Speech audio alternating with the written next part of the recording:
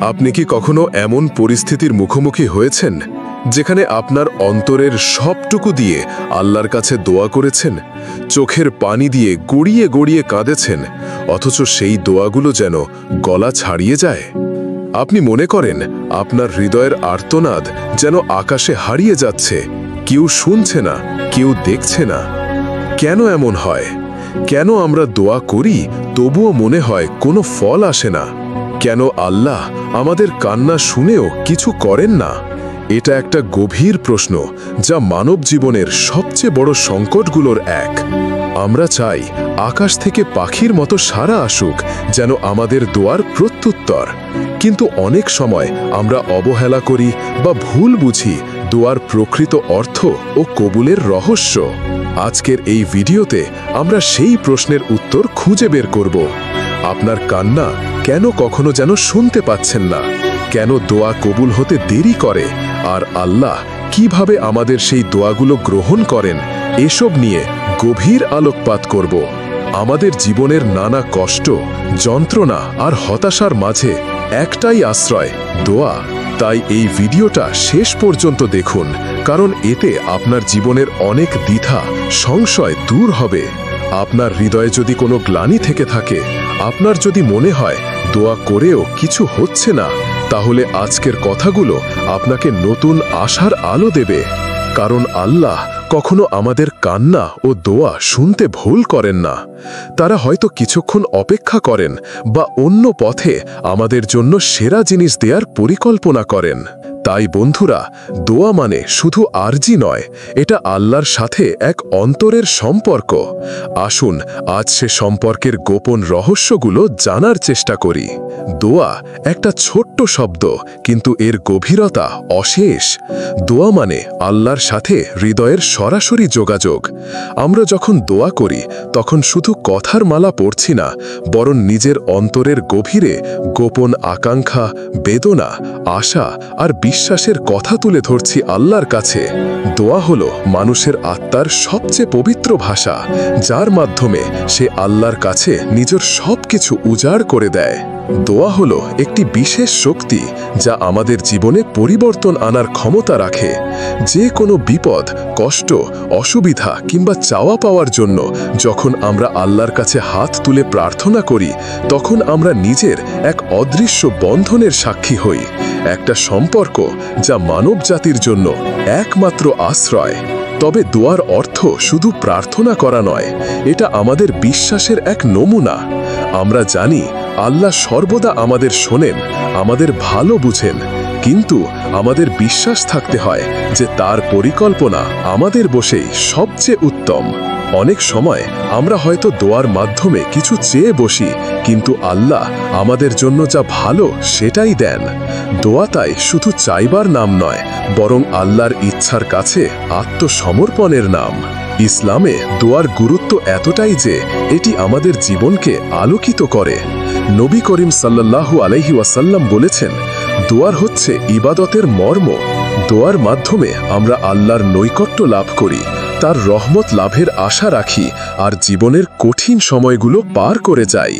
একটু ভাবো, যখন তুমি জীবনের কঠিন মুহূর্তে, যখন মনটা ভেঙে যায়, যখন আশা হারিয়ে যাওয়ার মতো অবস্থা হয়, তখনই তুমি একেবারে নির্জনে বসে আল্লাহর কাছে নিজের ব্যথা তুলে ধরো, কান্না দিয়ে প্রার্থনা করো। এই মুহূর্তটাই দোয়ার আসল মাহাত্ম্য।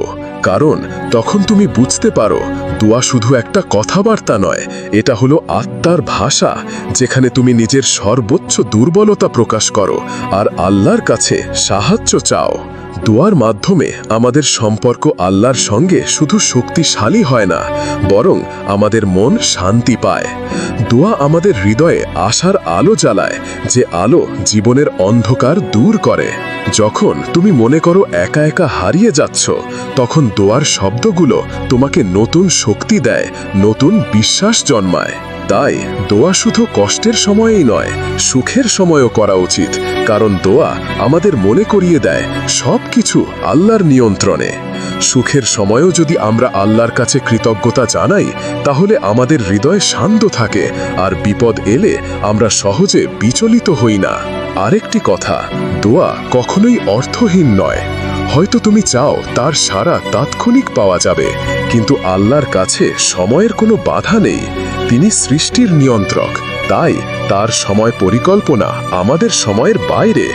এজন্য আমাদের ধৈর্য ধরতে হয় এবং বিশ্বাস রাখতে হয় যে আল্লাহ সব সময় আমাদের ভালোর জন্য পরিকল্পনা করছেন। আসলে দোয়া আমাদের জীবনের এমন একটা অধ্যায় যেখানে আমরা আল্লাহর কাছে নিজের সব কথা খুলে বলি, তার দয়া ও করুণা চাই। এটা আমাদের আত্মাকে পরিচ্ছন্ন করে, আমাদের অন্তরে শান্তি এবং দৃঢ়তা যোগায়। দোয়া এক শক্তি যা আমাদের হতাশা, কষ্ট, ভয় সব দূর করে নতুন আশা ও শক্তি দেয়। সুতরাং দোয়ার গুরুত্বকে কখনো ছোট করে দেখো না, কারণ দোয়া শুধু ভাষার মাধ্যমে নয়, হৃদয়ের আত্মিক বন্ধন, বিশ্বাস আর ধৈর্যের মিশ্রণ। এই মিশ্রণে থাকে জীবনের সবচেয়ে বড় আশার আলো, যা আমাদের জীবনের প্রতিটি মুহূর্ত আলোকিত করে। আমরা যখন দোয়া করি, হৃদয় দিয়ে আরজু করি, তখন অনেক সময় মনে হয় আল্লাহ আমাদের শুনছেন না। আমরা হয়তো কয়েকবার, কয়েকদিন বা অনেক দিন ধরে দোয়া করেও কোনো পরিবর্তন দেখতে পাই না। সেই সময় আমাদের মন ভেঙে যায়, হতাশা ঘিরে ধরে এবং আমরা ভাবি আমার দোয়া কেন শোনা যাচ্ছে না। কিন্তু আসলে দোয়া শোনা না যাওয়ার এই অনুভূতির পেছনে অনেক কারণ কাজ করে, যেগুলো বুঝলে আমাদের বিশ্বাসের শক্তি আরও বৃদ্ধি পায়। 1. আল্লাহর পরিকল্পনার সময়সূচি ভিন্ন। আমরা চাই অল্প সময়ের মধ্যে আমাদের দোয়ার ফল পাই, কিন্তু আল্লাহর কাছে সময়ের কোনো বাঁধন নেই। তিনি আমাদের জীবনের জন্য যা সেরা তা ঠিক করেন নিজের সময় মতো। হয়তো এখন যা চাইছো সেটা তোমার জন্য ক্ষতিকর বা অপরিপক্ক, তাই আল্লাহ অপেক্ষা করাচ্ছেন। ধৈর্য ধরো, কারণ আল্লাহর সময়ই সবচেয়ে সুন্দর। 2. আমাদের দোয়ায় মনোযোগ ও খাঁটি বিশ্বাসের অভাব। অনেক সময় আমরা দোয়া করি রুটিনের মতো, শুধু মুখে বলে যাই, কিন্তু মন থেকে পূর্ণ মনোযোগ নেই। দোয়া শুধু কথা বলা নয়, এটি হৃদয়ের খাঁটি আবেগ আর বিশ্বাসের প্রকাশ। যদি দোয়া করার সময় মন অন্যত্র থাকে বা বিশ্বাস থাকে না আল্লাহ শোনেন, তাহলে মনে হয় দোয়া শোনা যাচ্ছে না। 3. নিজে চেষ্টা না করা। দোয়া করার পাশাপাশি নিজেও চেষ্টা করতে হয়। আল্লাহ সাহায্য দেন তাদের যারা নিজেরা চেষ্টা করে। যদি শুধু বসে থেকে শুধু দোয়া করা হয় কিন্তু কাজ করা না হয়, তাহলে অনেক সময় মনে হতে পারে দোয়া কাজ করছে না। 4. পাপ ও ভুলের বোঝা। কখনো আমাদের জীবনে পাপ বা ভুল কাজ থাকলে আল্লাহর রহমত আটকে যেতে পারে। আমাদের উচিত নিয়মিত তওবা করা, নিজের ভুলগুলো মানে নিয়ে আল্লাহর কাছে ক্ষমা চাওয়া। এই প্রক্রিয়াটা দোয়ার সাড়া পেতে সাহায্য করে। 5. পরীক্ষার অংশ। কখনো দোয়া শোনা না যাওয়া একটি পরীক্ষা হতে পারে। আল্লাহ আমাদের ধৈর্য, বিশ্বাস ও আনুগত্য পরীক্ষা করেন। এই পরীক্ষার মধ্য দিয়ে আমাদের বিশ্বাস শক্তিশালী হয়, আত্মা পরিপক্ক হয়। 6. ভালোর জন্য অপেক্ষা। আমাদের অনেক চাওয়া হয় যা হয়তো আমাদের জন্য ভালো নয়। আল্লাহ সবসময় আমাদের ভালোর জন্য যা ঠিক করেন, তাই কখনো দোয়া মাফিক ফল দিতে সময় লাগতে পারে। এই সময়ে ধৈর্য রাখা এবং আল্লাহর রহমত বিশ্বাস রাখা জরুরি। 7. অন্যরকম উত্তর আসা। দোয়া করার পর যে ফল আশা করো ঠিক সেই রকম নাও আসতে পারে। আল্লাহ কখনো কখনো অন্যভাবে আমাদের সাহায্য করেন যা আমরা বুঝতে পারি না।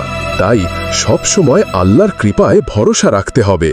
যখন মনে হয় দোয়া শোনা যাচ্ছে না, তখন হতাশ হওয়া স্বাভাবিক, কিন্তু হাল ছেড়ে দেওয়া মোটেই ঠিক নয়। কারণ দোয়া এবং বিশ্বাসের যাত্রা একটি প্রক্রিয়া যা ধৈর্য, প্রচেষ্টা এবং আন্তরিকতার মধ্য দিয়ে শক্তিশালী হয়। তাই আসো দেখি আমরা কি করব। 1. বিশ্বাস এবং ভরসা রাখো আল্লাহর ওপর। সর্বপ্রথম বিশ্বাস রাখতে হবে আল্লাহ তোমার দোয়া শুনছেন এবং তোমার জন্য যা সেরা তা করবেন। আল্লাহর সিদ্ধান্ত মানব বুদ্ধির বাইরে। তুমি হয়তো এখন ফল পাচ্ছ না, কিন্তু আল্লাহর পরিকল্পনা তোমার চেয়ে অনেক বেশি পরিপূর্ণ। তাই ভরসা রাখো, ধৈর্য ধরো। 2. মনোযোগ দিয়ে খাঁটি মনে দোয়া করো। দোয়া শুধু শব্দ উচ্চারণ করা নয়, তা হলো হৃদয়ের গভীর থেকে আল্লাহর কাছে কথা বলা। দোয়া করার সময় মন একাগ্র রাখো, হৃদয় খোলা রাখো, যেন তোমার প্রত্যেকটা শব্দ আল্লাহর কাছে পৌঁছায়। নিজের আবেগ, দুঃখ, আশা সব খুলে বলো। 3. তওবা করো, ভুল ও পাপ থেকে ফিরে আসো। যদি তোমার জীবনে কোনো পাপ বা ভুল থাকে, আল্লাহর দোয়া কবুলের পথে বাধা হতে পারে। নিয়মিত তওবা করো, নিজেকে পরিপূর্ণভাবে আল্লাহর কাছে নিবেদন করো এবং ক্ষমা চাও। পবিত্র জীবন যাপন করার চেষ্টা করো। 4. নিজের প্রচেষ্টা চালিয়ে যাও। দোয়ার সঙ্গে সঙ্গে চেষ্টা করাও জরুরি। আল্লাহ সাহায্য দেন তাদের যারা নিজে চেষ্টা করে। নিজের লক্ষ্য অর্জনে সততা এবং পরিশ্রম চালিয়ে যাও। দোয়া হবে তোমার শক্তির উৎস, আর কাজ হবে তোমার বাস্তবিক অর্জন। 5. ধৈর্য ধারণ করো। আল্লাহর সময়সীমা আমাদের মতো নয়। কখনো কখনো দোয়া পূরণের জন্য অপেক্ষা করতে হয়। ধৈর্য ধরে অপেক্ষা করো, কারণ আল্লাহর দয়া আসবে সঠিক সময়ে। এই সময়ে মনোবল হারিও না। 6. কৃতজ্ঞতা প্রকাশ করো। যে ভালো কিছু তোমার জীবনে আছে তার জন্য আল্লাহকে ধন্যবাদ জানাও। কৃতজ্ঞ হৃদয়ে আল্লাহর কাছে প্রিয়। যখন তুমি কৃতজ্ঞ থাকো তখন তোমার দোয়া আরও দ্রুত কবুল হয়। 7. নিয়মিত দোয়া চালিয়ে যাও। একবার দোয়া করেই থেমে যেও না। দোয়া হলো ধারাবাহিক প্রক্রিয়া। প্রতিদিন আল্লাহর সঙ্গে সংযোগ রাখো, হৃদয়ের কথা খুলে বলো, নিজের চাওয়া পাওয়া জানাও। 8.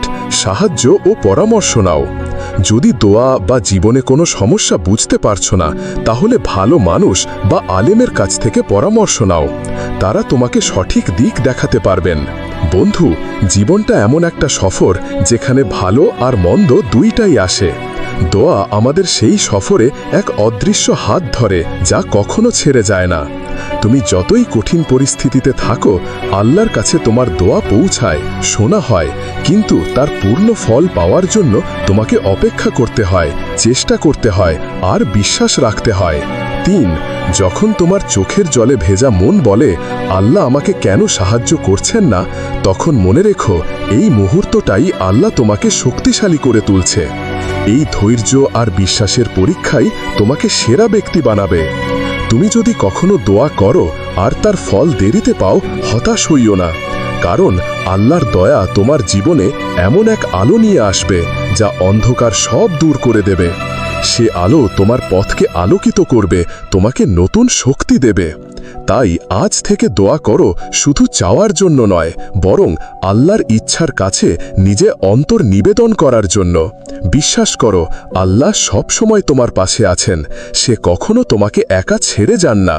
দোয়া আর বিশ্বাসের শক্তি তোমাকে জীবনের যে কোনো অন্ধকার থেকে বের করে আনবে। কখনো হাল ছেড়ো না, কারণ আল্লাহর রহমত অপেক্ষা করছে তোমার জন্য। বন্ধু, জীবনের প্রত্যেকটা মুহূর্তে আল্লাহর নৈকট্য অনুভব করো, নিজেকে তার করুণায় ভাসাও, আর দোয়া করো আরও শক্তিশালী হতে, আরও ভালো হতে। তোমার দোয়া, তোমার বিশ্বাস আর আল্লাহর করুণাই জীবনের অসীম আলো।